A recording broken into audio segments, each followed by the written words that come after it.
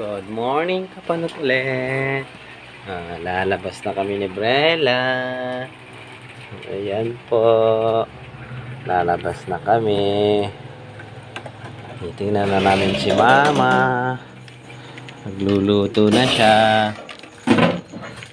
Ayan po siya. Ayan po si Mama.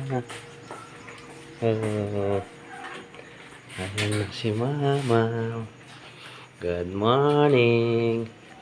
Ayan po yung niluluto ni Mama. Pansit. Saka supas. Para sa almusal. Ayan. Ito yan si Brella.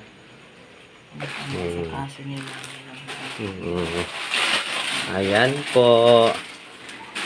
Maya-maya, punta kaming dagat daw. Sabi niya. Punta tayong dagat mamaya. Brella. Uy. Punta tayong dagat mamaya, Bipe.